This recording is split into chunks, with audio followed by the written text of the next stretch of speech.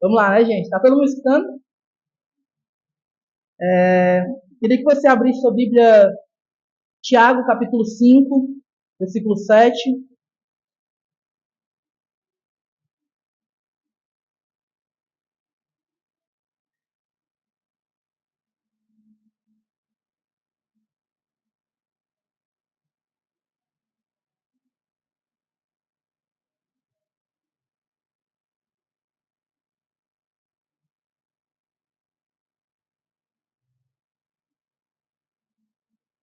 Gente, hoje a gente vai dar prosseguimento à nossa série, né? Drama das Escrituras.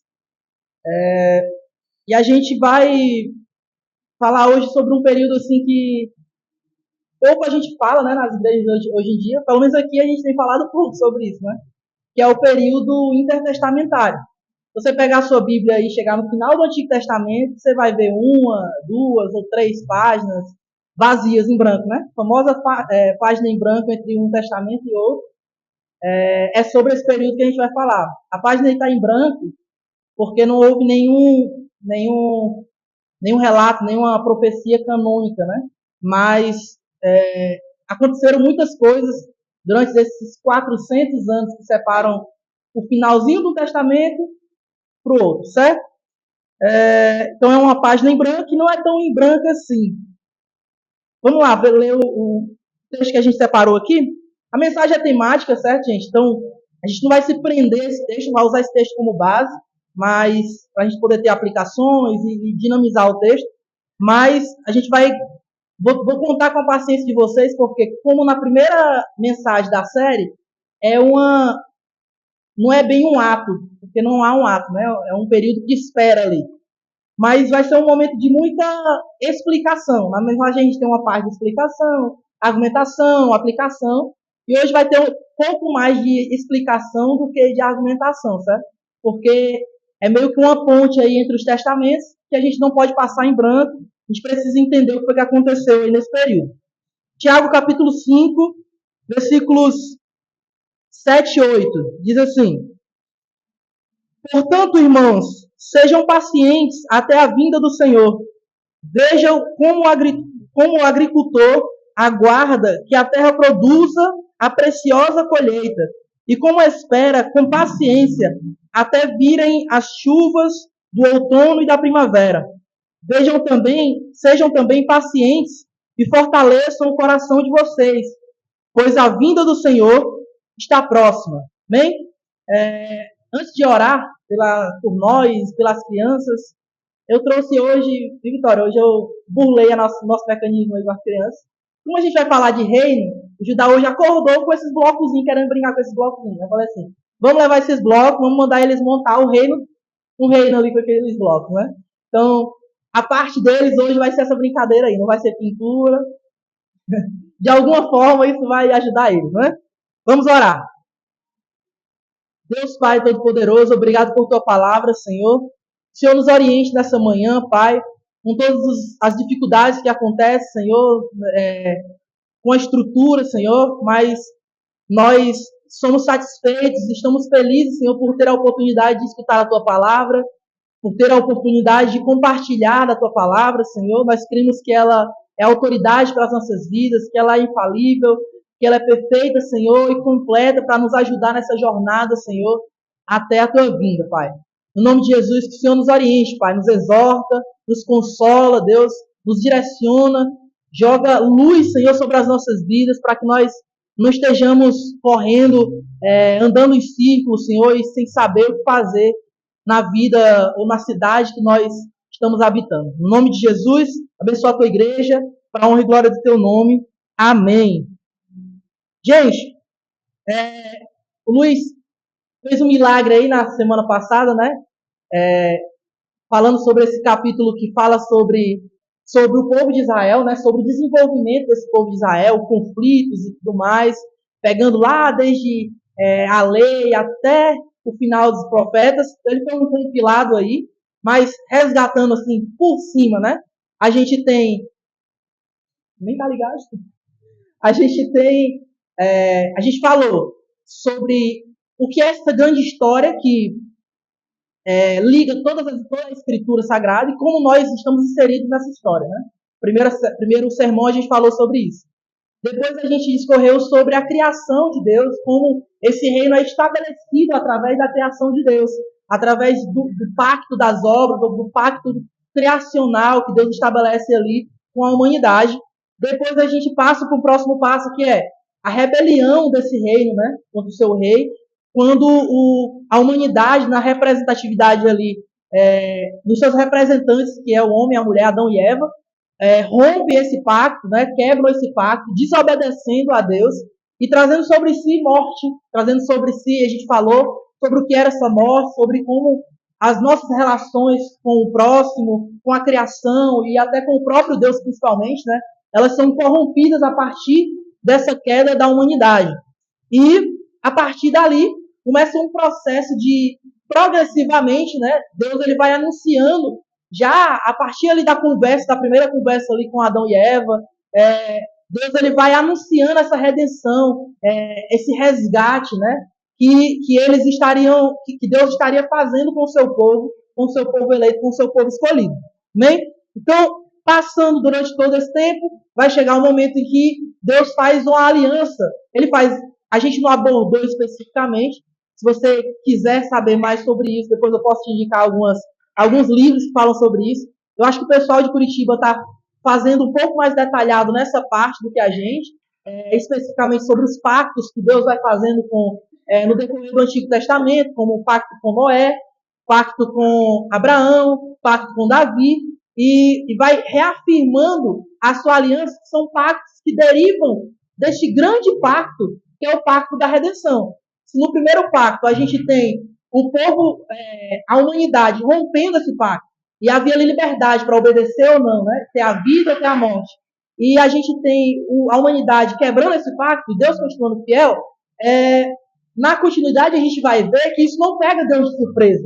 Pelo contrário, Deus já tinha um grande plano de redenção que resgataria os seus eleitos, os seus remanescentes para si, através de Jesus, como a gente vai ver quando chegar nesse ápice. No próximo domingo a gente já chega nessa parte desse ato aí, né? Desse ápice, dessa grande história, dessa grande narrativa. Mas até chegar nesse momento, Deus vai reafirmando e fazendo administrações diferentes deste pacto no decorrer do Antigo Testamento. A gente vai ver que a história de Deus com Israel vai se desenrolando e é uma história cheia de imoralidade, de idolatria. É uma história em que Deus está constantemente se mostrando fiel, misericordioso, justo, mostrando a sua santidade, convidando o povo à sua adoração, à fidelidade a Deus, ao mesmo tempo que o povo vive um ciclo, né, como a gente vê na história dos juízes, um ciclo de abandono de Deus, de imoralidade, e Deus castiga, e o povo se arrepende, volta ao Senhor, Deus redime o povo. E a gente vai viver esse ciclo, né? Até que o povo, o reino de Israel é dividido em dois reinos, e isso foi da vontade de Deus que isso acontecesse, né? O povo de Deus é dividido em dois reinos, ficando o reino do sul, o reino do norte, o reino do sul composto com a maioria das tribos, o reino do sul, quer dizer, fica com Judá e mais uma tribo, a tribo de Benjamim. E assim, Deus vai continuando essa administração ali entre os reinos de Judá e o reino de Israel, como fica conhecido, os dois reinos. E assim, são dois reinos, gente, mas que continua a mesma coisa. A coisa que une os dois reinos, o que é? A idolatria, o abandono ao seu Deus, o abandono à fidelidade e à santidade do Senhor. Certo? O que é que isso traz como consequência? Um povo que vai assolar, que vai vencer aí, primeiramente, né, dominando o reino de Israel. E o reino de Judá, inicialmente, não tem consegue fazer alguns acordos ali, não vive, não recebe essa dominação exatamente de cara, assim como o reino de Israel. Mas o reino de Israel já vai sendo ali dominado, o reino depois, pela Síria, o reino de Judá depois vai ser dominado, como a gente conhece, né, pelos babilônios. E aí a gente chega no ápice dessa humilhação que o povo de Israel sofre, né? Então, falei bem rápido aqui, gente, porque a hora não espera, não. É só uma recapitulação daquilo que a gente viu até agora. E a gente tem um povo agora que, se até então tinha resistido, as muralhas de Jerusalém tinham resistido, como a gente já viu em outras séries, o templo ali ainda estava intacto, Jerusalém ainda era um refúgio para eles, agora não era mais, agora tudo ruiu, agora tudo foi por água abaixo. A gente chega aí nesse império, nesse exílio babilônico, que, diferente dos outros, tem uma estratégia assim, diferenciada, né? O povo da Babilônia, o reino da Babilônia, ele não ia lá e sequestrava todo mundo, ou ia lá invadir e ficar com a terra, não. Ele basicamente destrói a base de culto daquele povo e sequestra, vamos dizer, a estrutura educacional, assim, vamos dizer, a classe ideológica, a classe intelectual do povo de Israel. É meio que eles falassem assim, ó, pega aí todo mundo que é os mais inteligentes, as mentes pensantes de Israel, sequestra eles, vão trazer eles para a Babilônia e vamos dividir eles aqui entre as cidades para enfraquecer o povo, destrói o templo do Senhor, o templo que era o motivo de orgulho, né? Era um símbolo da presença de Deus no meio do povo, é destruído, Jerusalém, as muralhas também são destruídas. Então, a gente vê aí um povo que é totalmente humilhado. Esse cativeiro dura aí por volta de 70 anos, e eu queria te convidar a abrir a tua Bíblia, deixa a tua Bíblia aberta, a gente vai dar uma passeadazinha aqui um pouquinho, no livro dos Salmos, capítulo 137, Salmo 137, que mostra, gente, que mostra um pouco do sentimento do povo de Israel a essa altura aqui. Qual que era o sentimento de um povo que foi destruído, exilado, dominado, que agora não consegue ter mais nenhum poder de resistência ou nem para fugir eles conseguem mais, certo? O salmista diz assim: junto aos rios da Babilônia, nos sentamos e choramos ao lembrar de Sião. Ali nos salgueiros, penduramos as nossas harpas, pois nossos captores pediam-nos canções. Os nossos opressores exigiam canções alegres, dizendo: cantem para nós uma das canções de Sião. Como poderíamos cantar as canções do Senhor em uma terra estrangeira? Se eu me esquecer de ti, ó Jerusalém, que a minha mão direita perca as suas habilidades, que me grude a língua no céu da boca, se eu não me lembrar de ti e não considerar Jerusalém a minha maior alegria. Lembra-te, Senhor, dos edomitas e do que fizeram quando Jerusalém foi destruída, pois gritavam: arrasem-na até os alicerces. Ó cidade da Babilônia, destinada à destruição, bem-aventurado aquele que lhe retribuir o mal que você nos fez. Bem-aventurado aquele que pegar as suas crianças e despedaçá-las contra as rochas. Pesado, não é um salmo pesado, mas esse é um sentimento que repousava sobre o judeu ali naquele momento. O povo babilônico ali pedia, olha o tamanho da atrocidade. Além de destruir tudo, eles pediam que eles cantassem uma das suas canções de louvor. Gente, vamos entender aqui qual era a realidade direito. Sabe quais eram os momentos que eles cantavam? Eram os momentos de festa. Cantar canções para o judeu simbolizava os caminhos de Jerusalém. Quando toda a nação peregrinava até a cidade santa para adorar o Senhor nas festas anuais que tinha, nas poucas festas anuais. E os caminhos de Jerusalém eram símbolos de alegria, de regozijo, de satisfação em Deus. Os cânticos ao Senhor eram entoados por todos que estavam ali. Então, eles trazem essa memória aqui, ao mesmo tempo que eles mostram esse contraste, né? O nosso inimigo está zombando da nossa fé. O nosso inimigo está zombando do nosso Deus. O nosso inimigo está zombando de nós e daquilo que nós nos gabávamos até então do nosso refúgio, da nossa fortaleza, daquilo que era motivo da nossa alegria, certo? Então, esse era o sentimento de alguém que vivia oprimido por um império tão impiedoso que nem aquele império que o dominava, né? Mas o tempo passou, gente, certo? E chegou um momento em que o Império Persa começa a se expandir naquela época, por volta do ano 539 antes de Cristo, e ele tinha uma estratégia diferente dos babilônios, certo? Eles permitiram, uma das situações, para vocês terem uma noção, eles permitiram que as pessoas que quisessem voltar para a sua terra, voltassem.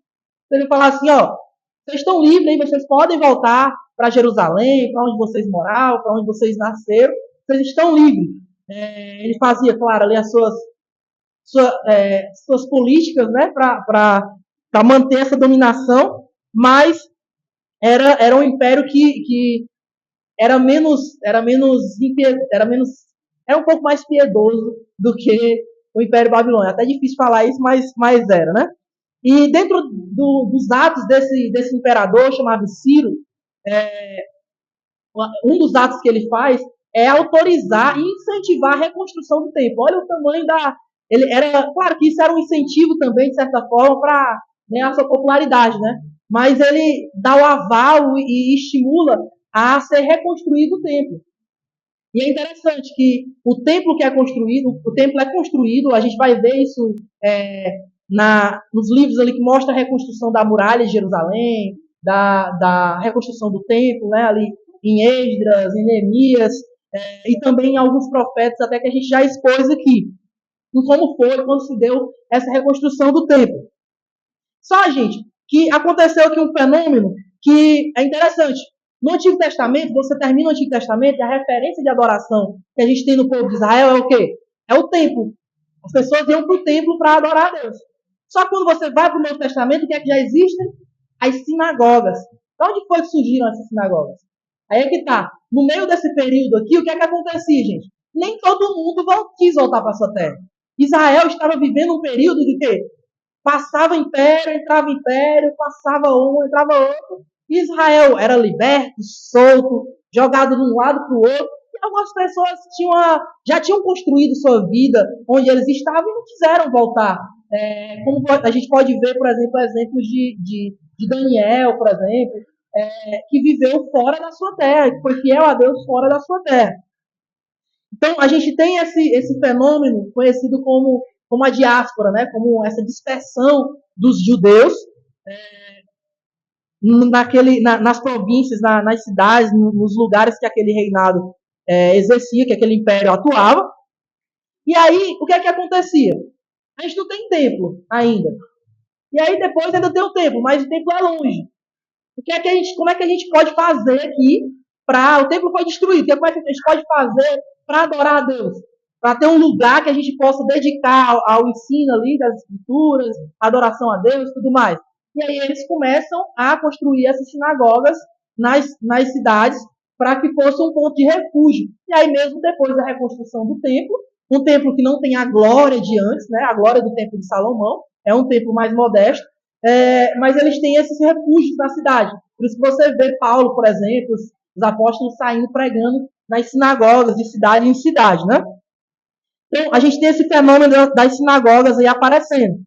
Gente, a gente tem aqui também uma coisa que a gente precisa se destacar nesse período aí, intertestamentário, que era em como consistia a fé desse povo.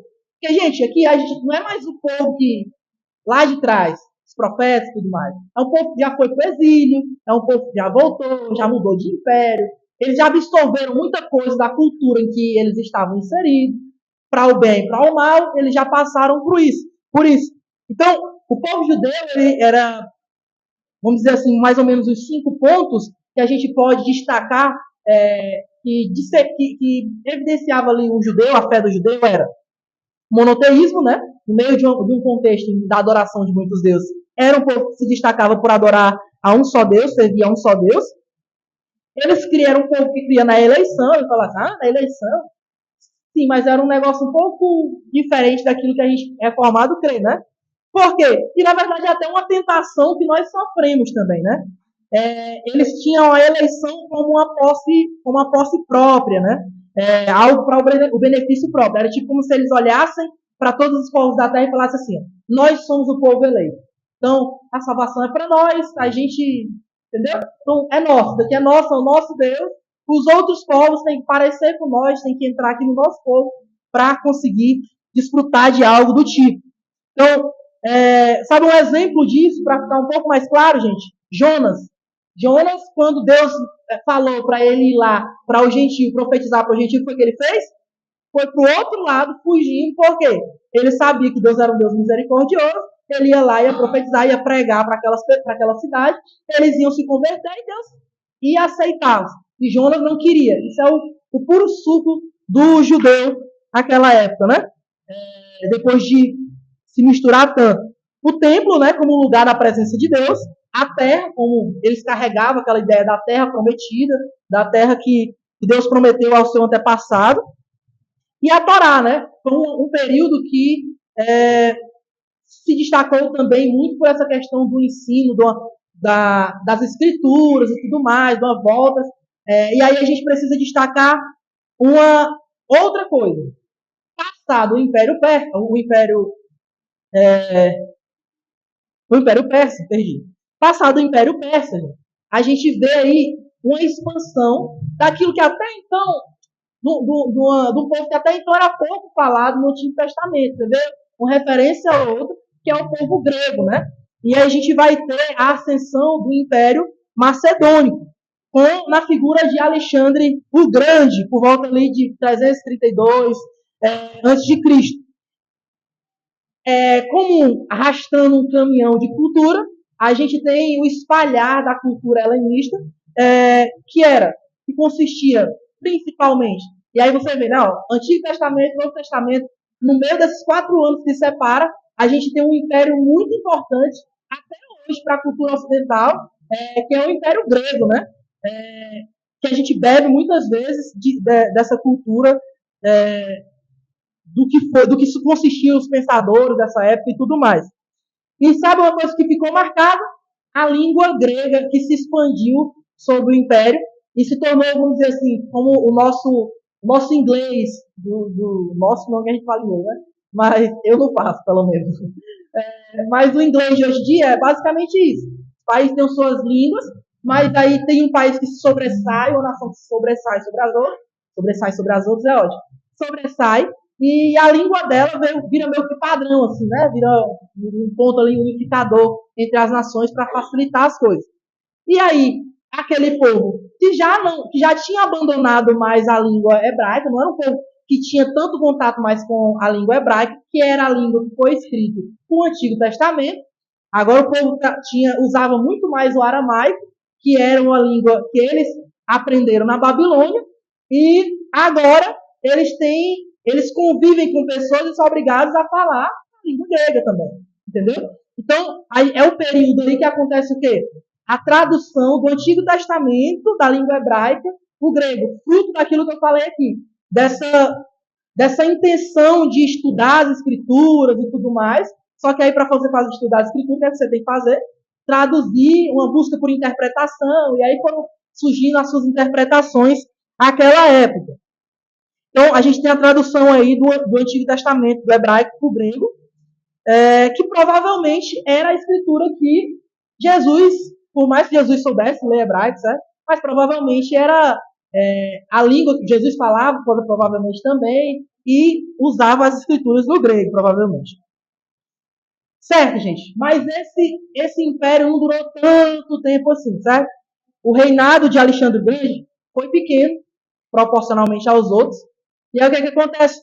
Um reino tão grande, um império tão grande, acabou que não subsistindo, não resistindo ao falecimento do seu líder principal.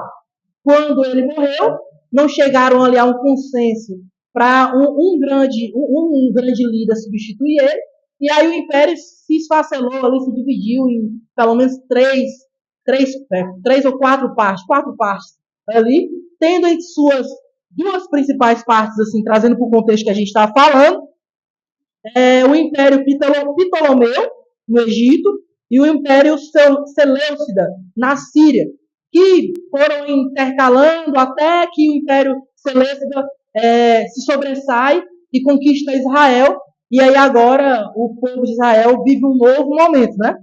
Principalmente porque, gente, porque passados anos, o primeiro imperador era de boa. Passados anos, o imperador que substituiu ele não era tão assim amigável com o povo judeu, e quando ele morreu, o que substituiu ele foi pior ainda.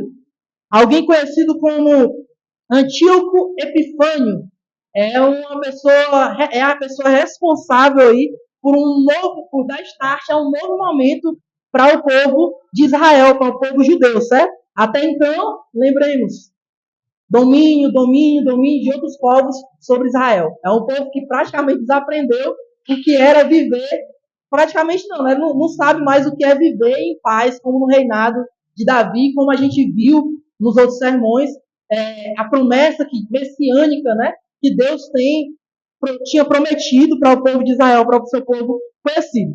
O que é que esse cara, que esse imperador faz, gente, de tão assim, especial? Primeiro, gente, ele começou a avançar sobre o culto judeu, proibindo o culto judeu. Ele transformou o templo num templo pagão, proibiu o culto, começou a dedicar o templo a Zeus, que era o principal deus pagão ali da época. Ele ergueu um altar a Zeus, e como ápice dessas profanações e dessas assolações contra a religião dos judeus, a gente tem um momento em que ele sacrifica um porco no altar do templo. E aí, como a gente sabe, se você ler as escrituras, o porco é um animal tido como impuro legalmente para o povo judeu. E aí aquilo é uma coisa de louco, né? Pois bem, esse foi o que caracterizou o reinado desse cara, o reinado desse imperador. Só que isso deu start para algumas coisas. Principalmente esse último ato incomodou algumas pessoas. Um sacerdote chamado Matatias, houve um momento em que ele se negou a oferecer sacrifício a outros deuses no templo, por causa da profanação, e além de se negar, matou outra pessoa que estava, vamos dizer assim, que se rendeu a essa ordem do império de sacrificar ídolos, sacrificar animais a outros ídolos, né? Então ele faz esse ato disruptivo para aquela época, ele foge para o deserto, monta um exército rebelde. O que acontece?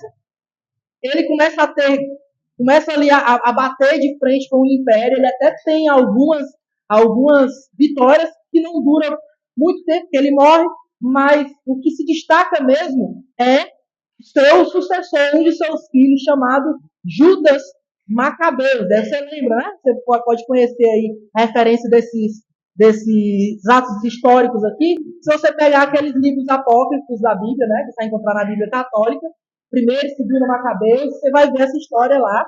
Não são livros canônicos, não são livros que nós reconhecemos a sua canonicidade, a sua autenticidade, não confiamos totalmente neles, mas são livros que têm assim, a sua base histórica para que a gente possa entender as coisas que aconteciam ali. Pois bem, esse cara, gente, ele consegue ir além do que o seu pai conseguiu fazer. E aí ele começa a avançar e ter vitórias relevantes contra o Império, até o momento que ele consegue invadir e tomar o templo e fazer uma certa purificação do templo, tirando todos os altares para outros ídolos. A entrada desse cara em Jerusalém é uma entrada assim com aspirações messiânicas até, né? Ele entra num cavalo, sendo meio que aplaudido e bem recebido e tudo mais. A gente lembra de quem, né? Jesus entrando em Jerusalém. Isso traz essa ideia messiânica de alguém que vem para nos libertar dessa opressão que a gente está vivendo, certo? Então, ele faz isso por um certo período, o domínio dele fica ali em Jerusalém e tudo mais. Depois ele começa a expandir e começa a ter uma certa... consegue assim meio que vencer, né, o império, expandir o seu reinado. mas também não dura muito tempo. Depois dele, o reino se enfraquece por não ter um substituto à altura também, e várias outras situações. E pouco tempo depois, o reinado dele durou, acabou, né? E a gente tem aquilo que, chegando aqui no ponto principal, estou no meu horário. Estou cansado de correr. É muita coisa. A gente chega agora no Império Romano, gente. Que é o império que a gente está acostumado a ler no Novo Testamento, né? Por quê? Porque a gente termina o Antigo Testamento, tá ali o reinado, né, do Império, a dominação do Império Babilônico. Quando a gente vai para o Novo Testamento, já tem Roma. A gente pensa o quê? Roma venceu Babilônia, mas não. 400 anos aí de muita coisa acontecendo, muita guerra, muita coisa acontecendo. Certo? E aí o que acontece, gente? Roma tinha uma nova forma, né? Roma já estava em ascensão, né? O Império Romano já estava em ascensão quando essa galera que tinha essa independência de Israel, né? Esse período aí que Israel teve uma certa independência, começa a ser enfraquecida, e aí Roma chega lá em Jerusalém e fala assim, agora é tudo nosso, e pronto, acabou-se, e a coisa vai ser assim. Como é que eles exerciam esse governo, gente? Eles usavam, de certa forma, fantoches políticos. Pegava alguém que, vamos dizer assim, era de uma linhagem boa, né? Que teoricamente era pró-judeus, era a favor dos judeus, mas que não fosse tão a favor assim, fosse maleável, porque ele, de certa forma, pousava para o povo, para a nação, que estava a favor da nação, ao mesmo respeitando a sua religião, respeitando tudo mais, mas por trás, quem dominava mesmo era o império, porque quem indicava os sacerdotes acabava sendo o império, por questão financeira. A gente tem casos, por exemplo, na história, de sacerdotes oferecendo, disputando na oferta de maior dinheiro para Roma, para conseguir se sobressair, se tornar sacerdotes, né? Na época de Jesus a gente tem a atuação de Anás e Caifás, que a gente vê que não são pessoas confiáveis, piedosas, né? Mas a hipocrisia reinava ali. Então, eles agiam assim meio através desses fantoches, certo, gente? O reinado de Roma. Parecia, gente, ser um reinado de boa, comparado aos outros. Mas a realidade é que era muito pesado a opressão de Roma sobre o povo judeu. Você consegue perceber isso nos evangelhos quando a gente percebe o peso dos impostos que eram postos sobre a nação, que eram assim quase quase não dava para aguentar, né? De tanto imposto que era colocado sobre o povo. Então, a ponto assim de o povo estar à beira de uma rebelião. Você percebe que quando Jesus vem, a todo instante aparece uma galera falando assim, ó, vamos fazer esse cara aqui, vamos fazer uma rebelião, vamos tornar ele rei. Por quê, gente? É o ponto que eu queria chegar aqui, certo? Que é o resumo. Falei que era muita explicação, né? Mas vou ser breve aqui nas aplicações. O que é o resumo do problema aqui desse período intertestamentário. A gente precisa chegar, eu preciso entregar para o Luiz aqui, né, essa posição, vocês entendendo qual que era o cenário para a recepção do Messias. Jesus encarna em que cenário político, a sociedade, como é que estava ali, qual que era a expectativa daquele povo. Qual era o tipo de judeu que Jesus encontrou ali. Certo? Então, a gente tem uma realidade aqui de quê? Forte opressão do inimigo e uma incapacidade do povo de reagir. Uma incapacidade de defesa, de reação do povo. O povo clamava. Lembra que eu falei sobre Judas Macabeu? Ele teve essa ascensão, conseguiu ali conquistar alguma coisa, trazer aquela independência. O cenário que o povo judeu, que Jesus encontra aqui nesse povo judeu é o quê? É um povo que está super aberto para o Messias. É um povo, não é um povo que está, não quero um Messias. Não, ele quer um Messias. Ele está almejando que venha uma outra pessoa. Não à toa, quando Jesus surge, de vez em quando ele tem que fugir para o monte para orar, para ninguém querer fazer dele um revolucionário, né? Nesse sentido político, né? Simplesmente, revolucionista, né? E aí, gente, o que acontece? A gente tem esse problema aqui. E o título do sermão é o reino aguarda um desfecho, né? O reino está à espera de algo acontecer, do rei voltar, de um novo passo. São 400 anos aí de um meio com silêncio, né? Em que Deus continua falando na língua dos homens, mas a gente não tem nenhum escrito, não tem muita coisa assim a ser falada.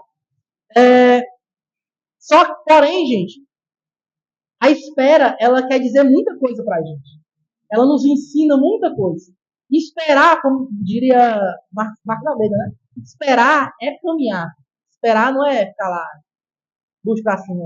É aquela ideia, né, que a gente tem, por exemplo, a gente fala assim, domingo é o dia do Senhor, é o dia do descanso. Meu irmão, você não precisa estar se matando e tudo mais. Eu falo que eu brigo muito com isso, né? Minha rotina pastoral me propõe aí uma carga horária mais pesada, mas eu fico brigando com isso direto. A gente não pode corromper o dia do Senhor.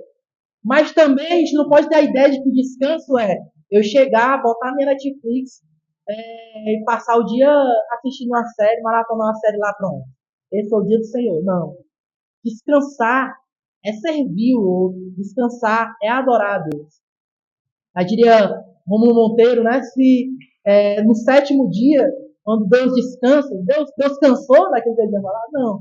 A ideia de descansar ali é reinar. Ele sentou em seu trono e agora ele vai reinar sobre a sua criação. Está contemplando a sua criação.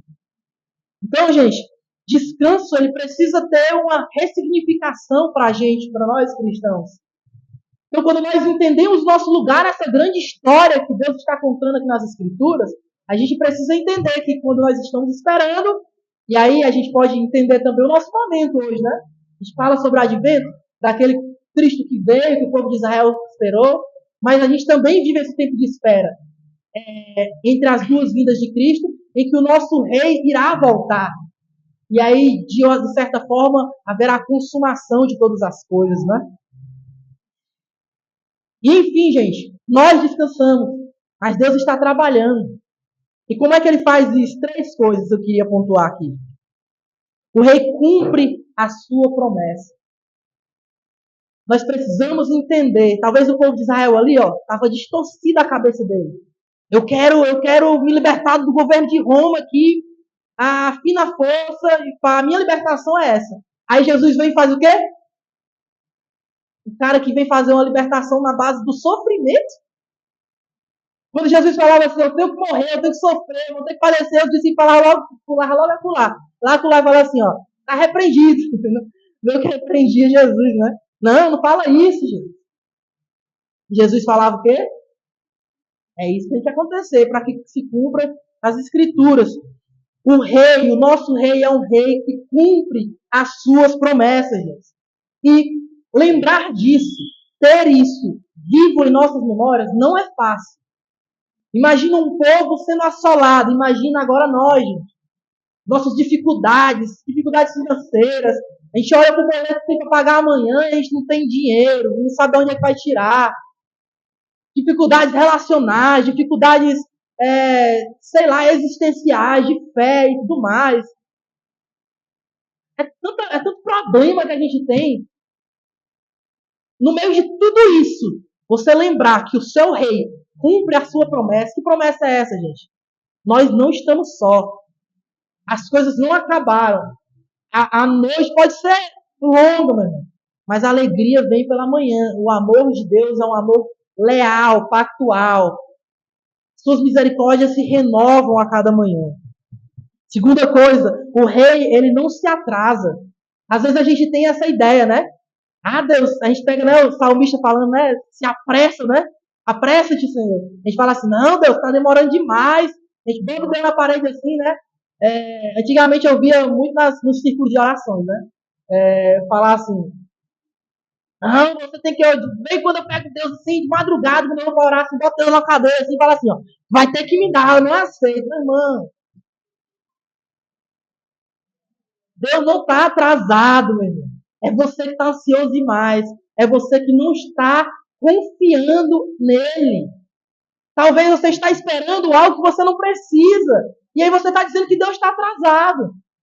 O povo estava querendo se libertar daquela opressão. E talvez eles perdiam de vista aquilo que era eterno. Eles trocavam aquilo que era eterno por aquilo que era temporal. Terceira coisa, gente. O rei está chegando. Às vezes a gente perde de vista isso, né? Então, uma coisa que eu tenho inveja dos nossos irmãos pentecostais aqui. O povo para falar sobre a volta de Jesus. Parece que a gente perde isso de vista, né? A gente vive hoje como se... é de boa. Não, irmão. O rei está à porta. A gente precisa se preparar. O texto que a gente leu, né, de Tiago, diz assim: sejam pacientes até o quê? Até a vinda do Senhor. Quem é esse Senhor, gente? É o nosso rei. Até a vinda do nosso rei. Sejam pacientes. E ele faz uma ilustração legal quando ele fala, né? Vejam como o agricultor aguarda que a terra produza a preciosa colheita e como espera com paciência até virem as chuvas do outono e da primavera. A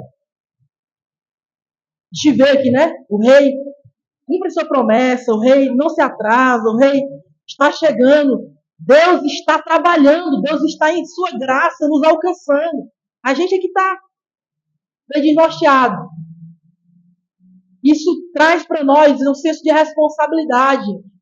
Entender isso nos traz uma ressignificação das coisas, um realinhamento aí daquilo que a gente está correndo contra, às vezes contra a vontade de Deus, né? Resistindo à vontade de Deus. 3 aplicações, gente, que eu queria deixar para a gente. 3 aplicações, 3 minutos eu tenho, é isso. A contemplação, quando a gente espera, gente, a contemplação da obra de Deus é uma oportunidade. Esperar é uma oportunidade de contemplar a obra do nosso Criador. Às vezes a gente está correndo. A gente não consegue parar e falar assim. Sabe uma coisa interessante? Para quem é pai, para quem é mãe, tá chegando, né? Quando a gente está na correria e tudo mais, eu, por exemplo, às vezes eu tenho que trabalhar até mais tarde, eu chego, e eu tô morrendo de saudade, eu chego e o Vidal tá dormindo. Aí eu paro e falo assim, tem que esperar até amanhã. Eu não tive um momentozinho com meu filho para parar aqui.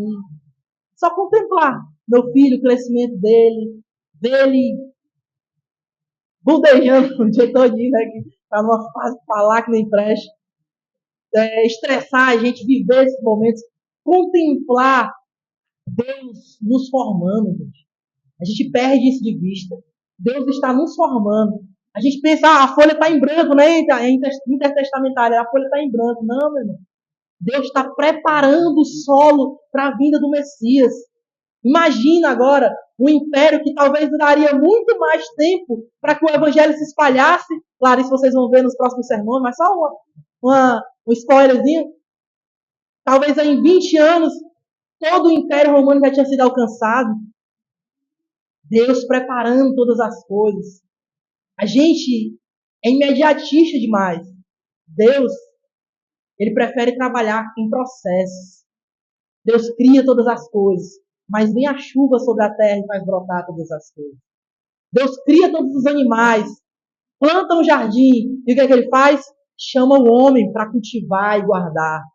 Nós precisamos olhar para o jardim que Deus nos colocou. Nós precisamos olhar para essa cidade, olhar para os nossos irmãos aqui e ter sensibilidade, contemplar o que Deus está fazendo no nosso meio.